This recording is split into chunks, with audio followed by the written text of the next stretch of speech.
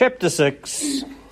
Before the summer holidays, Abel's mother wrote to tell him that a new abalone diver would be working their part of the coast this season. She was worried because she had heard bad things about him. People said he was a reef stripper. But she had good news as well.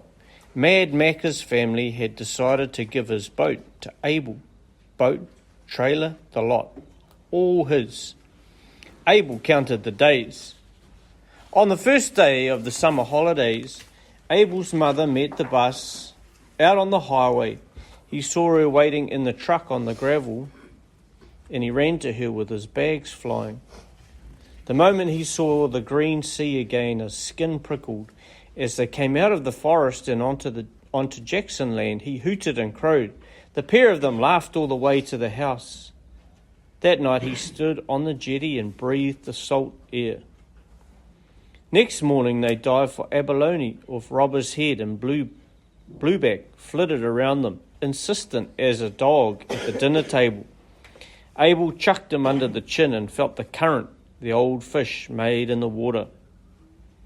That afternoon Abel stood on the beach beside Macca's big abalone boat. It was a 5-metre catamaran, wide and stable as a house.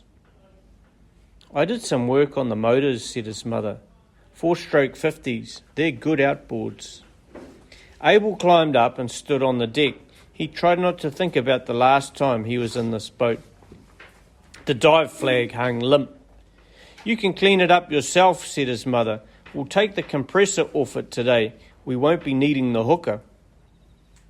What a boat, said Abel. Let's get to work then. Empty that icebox. Abel took it slowly with the boat. His mother showed him how to handle it, how to use the echo sounder and the radios. He learned how to trim the outboards in different sea conditions. For a few days they stayed in the bay. Then they moved out to Robber's Head, and finally they took it out onto the dark open sea.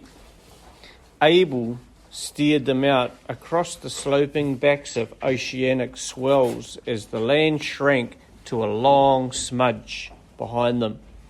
All afternoon they drifted for snapper, trailing heavy handlines with baits of squid.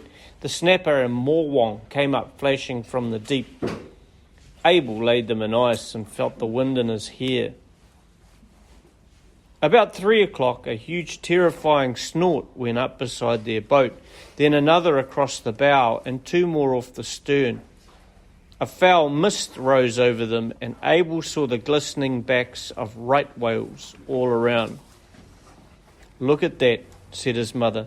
We used to hunt them. Your father's family, the Jacksons, came here as whalers, used to sit up on the ridge in a lookout, and when they saw a pod of whales come by, they'd row out in longboats and harpoon them. I wonder if they remember the whales. Who knows? I hope not. Abel and his mother stopped fishing and just watched the whales. I used to feel bad about it, said his mother, even though it was before our time. But the sea has taken its fair share of us. I think we must be even by now. Abel thought of all the crosses up behind the orchard. A whale cruised past with its mouth wide. It strained water through its baleen, rolling as it fed. Abel laughed. Glad I'm not plankton, that's all I can say.